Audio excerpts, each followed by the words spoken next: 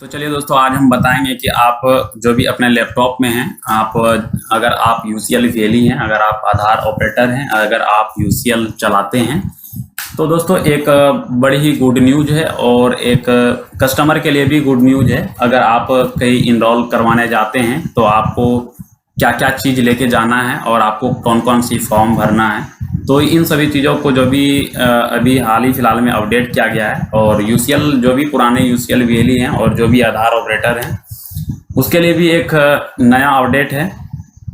तो चलते हैं दोस्तों और आगे बढ़ते हैं। मैं एक यूसीएल वीएलई हूं और अपना जो भी आईडी है वो मेरे मशीन में जो भी इंस्टॉल है, जो भी रजिस्टर्ड किया हुआ सॉफ्टवेयर है यूआईडी के थ्रू, मैं एक यूसीएल वेली हूँ और मेरे लैपटॉप में जो भी सॉफ्टवेयर यूआईडी के थ्रू जो भी इंस्टॉल किया गया है, और अगर आप यूसीएल वेली हैं तो आपके लैपटॉप में भी आप जो भी इंस्टॉल हुआ होगा उसको रजिस्टर्ड किया होगा यूआईडी के तरफ से।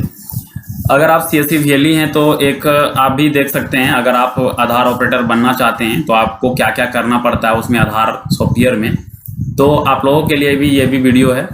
तो ये जानकारी रखना सबको जरूरी है, चाहे कस्टमर हो या यूसीएल ऑपरेटर हो या आधार ऑपरेटर हो। तो चलिए दोस्तों आगे बढ़ते हैं। सबसे पहले दोस्तों एक ही गुजारिश करेंगे, अगर आप मेरे चैनल पे नए हैं तो चैनल को सब्सक्राइब करें और बेल आइकन घंटी को दबाएं। अगर आप मेरे फेसबुक पेज पे देख रहे हैं तो फेसबुक पेज को फॉलो करें और लाइक कर दें। तो चलिए दोस्तों, सबसे पहले हम अपना आधार नंबर एक ऑथेंटिकेट करते हैं। सबसे पहले हम आधार ऑथेंटिकेट कर लेते हैं किसी कस्टमर का। सबसे पहले हम आधार ऑथेंटिकेट करने के लिए आधार नंबर टाइप करेंगे यूसीएल सॉफ्टवेयर में। उसके बाद हम कस्टमर का फिंगर लगवाएंगे फर्स्ट कॉलम में, कैप्चर रेसिडेंट फिंगर। उसके बाद कैप्चर ऑपरेटर फिंगर, जो भी ऑपरेटर का फिंगर, जो भी ऑपरेटर काम कर रहे हैं वो अपना फिंगर लगाएंगे। ये यूसीएल वेली ऐसा करते हैं। अगर आप आधार सेवा केंद्र में एसीएमपी ऑपरेटर है तो आपका ऑफलाइन करेक्शन होता है, तो हमारा जो होता है वो ऑनलाइन ऑथेंटिकेट करके सुधार होता है। तो चलिए दोस्तों, फाइंड आधार पे क्लिक करते हैं। जैसे ही फाइंड आधार पे क्लिक करेंगे तो आपका जो भी डिटेल्स होगा कस्टमर का वो आपके सामने में इस तरीके से शो होगा। देख सकते हैं दोस्तों, इस तरीके से आपके सामने शो होता है। तो चलिए दोस्तों, हम आज बात करने जा रहे हैं लिमिट क्रॉस, जो भी date of birth limit cross हो जाता है, अगर आपका नाम भी लिमिट क्रॉस हो जाता है। तो हम पहले भी वीडियो बनाए हैं दोस्तों कि अगर आपका date of birth limit cross हो जाता है तो उस दौरान में आप क्या कर सकते हैं। अगर आप एक से दो बार अगर आप आधार कार्ड सुधार करवा लिए हैं तो आपका इंस्पेक्शन मोड में चल जाता है, वो इंस्पेक्शन केसेस में चल जाता है। तो आपको कैसे करना होता है, पहले दूसरा नियम था और अभी दूसरा नियम है। तो इस तरीके से आपको दोस्तों सबसे पहले हम डेट ऑफ बर्थ पे टिक कर लेंगे, तो ताकि मेरा ये जो रेफरेंस जो भी कॉलम है वो एक्टिव हो सके। तो इसको हम ओके कर लिए हैं दोस्तों। उसके बाद हम आते हैं रेफरेंसेस सेक्शन में। उसके बाद आपको सबसे पहले मिलता है, जब आपके लैपटॉप में जो भी प्रिंटर है वो कनेक्ट रहना चाहिए। उसके बाद आप डेट ऑफ बर्थ सेक्शन में आप आएंगे। जैसे ही डेट ऑफ बर्थ सेक्शन में आएंगे तो यहाँ सारे जो भी डॉक्यूमेंट, सपोर्टिंग डॉक्यूमेंट है उसका नाम आएगा, उसका लिस्ट आएगा। तो आप उसमें किसी भी डॉक्यूमेंट को लगा के आप सुधार कर देते थे।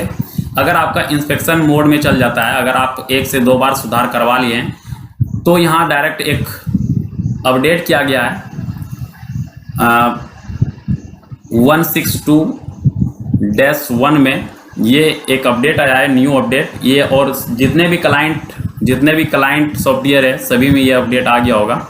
अगर आपका 3.3.4.2/162.1 अगर आपका सॉफ्टवेयर चल रहा है तो आपके सॉफ्टवेयर में ये अपडेट आ गया होगा।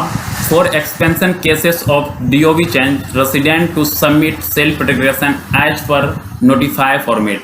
तो आपको इस पर क्लिक कर देना है। तो आपको इसमें लगाना क्या क्या प्रूफ है, आपको कोई मेल नहीं करना है, आपको कुछ नहीं करना है। आपको बस करना इसमें है कि आपको सेल्फ डिक्लेरेशन फॉर्म जो भरना है, जो भी फॉर्मेट वो दिया गया है, जो भी ओरिजिनल फॉर्मेट दिया गया है उसमें आपको नाम सही भरना है, जो भी डिटेल्स है वो सही भरना है। उसके बाद आपको उसमें जो भी स्लिप आएंगे वो भी नहीं लगाना है। इसमें आपको date of birth certificate compulsory है और डेट ऑफ बर्थ सर्टिफिकेट से ही सुधार होगा। वो भी आपका ओरिजिनल होना चाहिए, किसी पंचायत सेवक के द्वारा, किसी स्टेट, जो भी स्टेट है स्टेट रजिस्ट्रार उसके द्वारा रजिस्टर सर्टिफिकेट चाहिए, उसके बाद ही आपका इंस्पेक्शन मोड हटेगा। तो इसको स्कैन करेंगे तो फर्स्ट पेज ही स्कैन होगा। तो आपको डबल स्कैन कैसे करना है, तो आपको सिंपली अटैच कर देना है, इस तरीके से आपको अटैच कर देना है। तो चलिए दोस्तों, किस तरह से अटैच करना है हम दिखाते हैं। आपको इस तरीके से अटैच कर देना है, इस तरीके से पीडीएफ बना लेना है, एक पीडीएफ बना लेना है और सेल्फ डिक्लेरेशन फॉर्म इस तरीके से भरना है। आप देख सकते हैं इस तरीके से सेल्फ डिक्लेरेशन फॉर्म भरेंगे। उसके बाद आप यहाँ पे टिक करेंगे, अगर 1 से 2 बार चेंज करवाएं तो यहाँ से टिक करेंगे। उसके बाद रेसिडेंट, जो भी रेसिडेंट है वो सिग्नेचर यहाँ करेंगे। उसके बाद जो भी डेट है वो डेट डाल देंगे। उसके बाद दोस्तों डेट ऑफ बर्थ सर्टिफिकेट इस तरीके से लगा देंगे। तो इस तरीके से डेट ऑफ बर्थ सर्टिफिकेट लगा देंगे।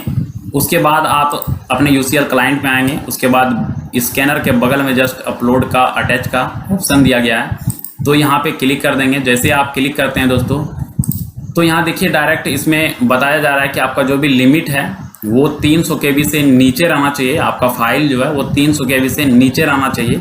अगर आप 300 KB से ज़्यादा कर रहे हैं तो वो अपलोड नहीं लेगा। ये दोनों फाइल मिला के 300 KB से नीचे होना चाहिए।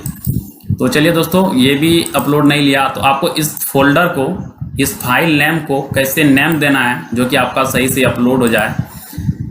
अगर आपका मान के चलिए MD आसिफ नाम है और आपका डेट ऑफ बर्थ है, एग्जाम्पल तौर पे बता रहे हैं, अगर ये डेट ऑफ बर्थ है आपका, ये डेट ऑफ बर्थ है, तो आपको करना क्या है, इसमें सिंपली आपको फाइल बनाना है, M बढ़ा देना है, D देना है,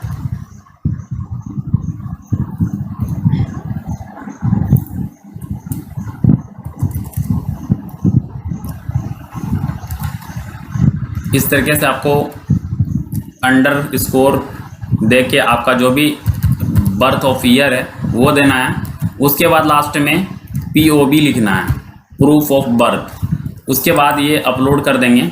जैसे आप अपलोड करते हैं दोस्तों, ये आपका सक्सेसफुली अपलोड हो जाएगा। उसके बाद आप रेसिडेंट का एक फिंगर लेंगे, वो वेरीफाई करेंगे। उसके बाद रिव्यू पे क्लिक कर देंगे। जैसे आप रिव्यू पे क्लिक करते हैं तो आपके सामने में यहाँ रिव्यू का सेक्शन आएगा। उसके बाद आपको दिखाएगा। उसके बाद आप सबमिट करेंगे, कॉन्फर्म करेंगे। उसके बाद जो भी सिंपली जो भी नॉर्मल एप्लीकेशन में आप जिस तरह से प्रोसेस करते हैं उसी तरह से प्रोसेस करेंगे। तो कुछ ही दिन में रेसिडेंट का जो भी रेसिडेंट का प्रॉब्लम था वो प्रॉब्लम सॉर्ट आउट हो जाएगा और उसका आधार कार्ड फुल्ली अपडेट हो जाएगा। तो दोस्तों, अगर आप रेसिडेंट हैं तो किसी बहकावे में ना आए। अगर आपका लिमिट क्रॉस हो गया है तो आप किसी नज़दीकी आधार सेंटर पे जाएंगे और बताएंगे कि अब मेरा एक्सपेंशन मोड में चल गया है। तो इंस्पेक्शन मोड हटाने के लिए आपको क्या क्या करना होगा, अपडेट में क्या क्या डॉक्यूमेंट देना होगा। तो इस तरीके से आप कर सकते हैं दोस्तों। तो चलिए दोस्तों, मिलते हैं नेक्स्ट वीडियो में। Thank you. आज का